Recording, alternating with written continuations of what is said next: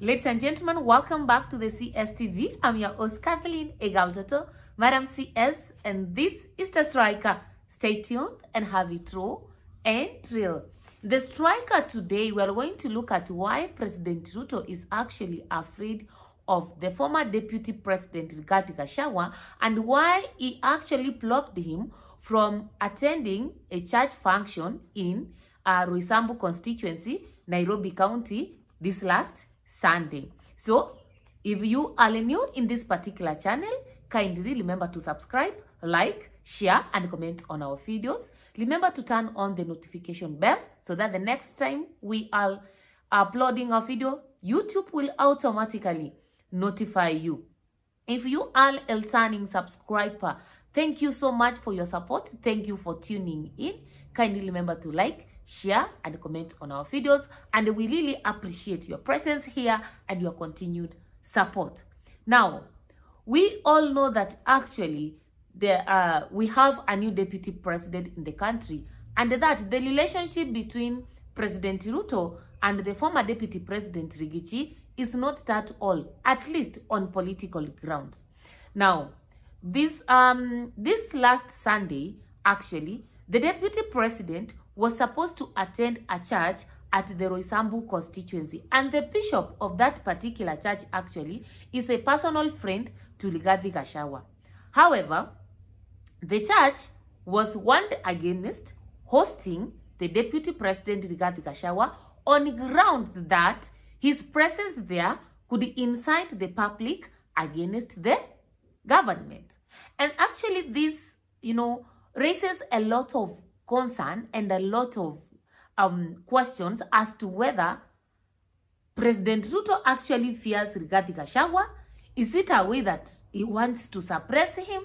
Is he afraid of giving Gachaguas the platform? A lot of questions, is the president, and why could he be worried with a man who is actually not the deputy president anymore? He doesn't have the state apparatus of violence and, security, all those things. So in these videos, I take you through 5 good points as to why I feel President Ruto is afraid of Gachaguas and why he actually blocked him from addressing the church or attending the church function in Roysambu constituency.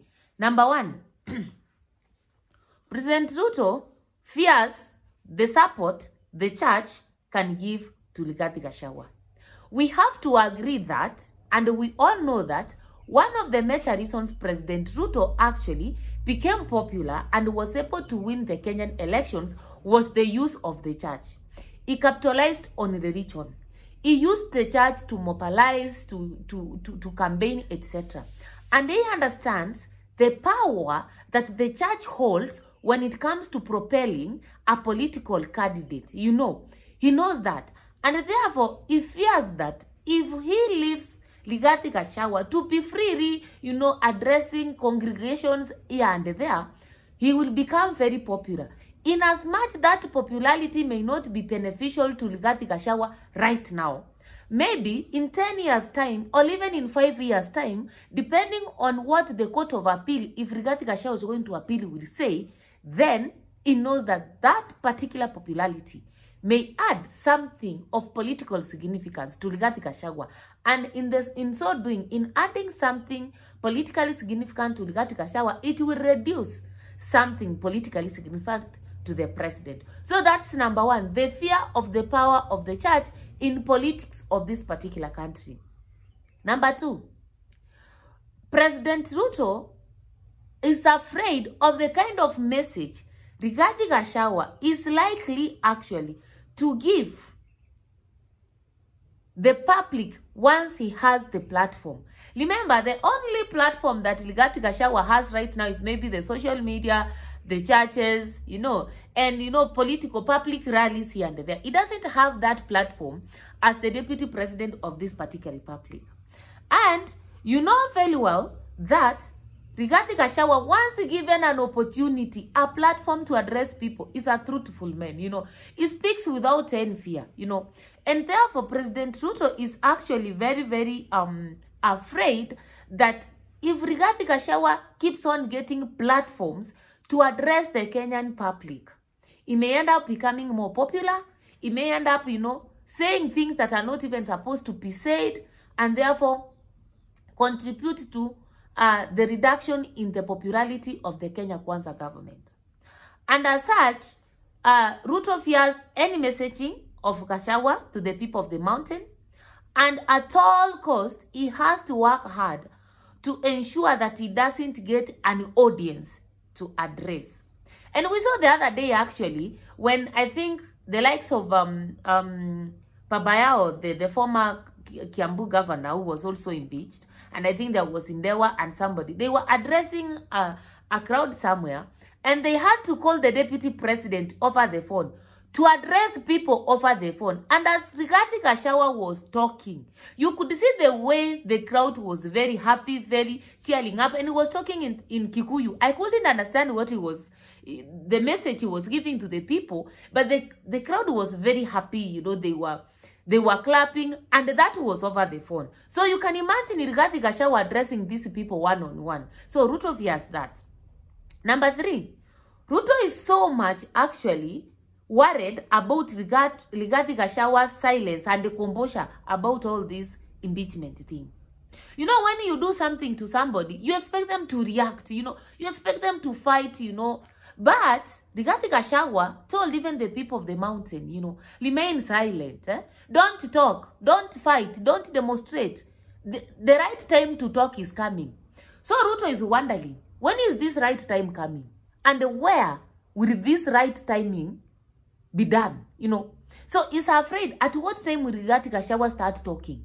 And where will he be talking? So Ruto is like, it's better Rigathi Gachagua keeps quiet forever than getting a platform to start talking, because when he starts talking, Ruto does not know what actually Rigathi Gachagua will start talking, because the man has been so composed in terms of his impeachment, very silent. So Ruto does not know what is actually Rigathi Gachagua planning. And at all costs, he has to find a way of, distancing Rigathi Gachagua from getting an opportunity to address the people. And then, I also feel that Ruto wants to provoke Rigathi Gachagua. He wants to see what can Rigathi Gachagua do. If he's blocked from speaking, if he's manipulated, if he's intimidated maybe by the police, the security, what will Rigathi Gachagua do? And he really wants to see that side of Rigathi Gachagua so that he can even use it against Rigathi Gachagua. You see, people, I told you, these are some of the reasons why he's been impeached. So he wants to see what Rigathi Gachagua can do, and he wants to provoke him so that Rigathi Gachagua can make a very unpopular move. Sometimes when you are very mad, very hungry, you can say things that you did not intend to say, or you can even take an action that you didn't want to take. So by blocking Rigathi Gachagua from where he's supposed to address his congregants, etc., Ruto is trying to push Rigathi Gachagua to the wall to speak, to make a very stupid move, and maybe will succeed, maybe will not succeed. Because remember, part of them are the students of President Moi, and they know politics better than some of us even know it. So maybe Rigathi Gachagua knows what Ruto is trying to do, and that's why he's so composed. Finally, Rigathi Gachagua is not, President Ruto is not actually, is not comfortable with the popularity that Rigathi Gachagua is gaining in the mountain. And if you are very careful, this popularity actually came in when Rigathi Gachagua was impeached.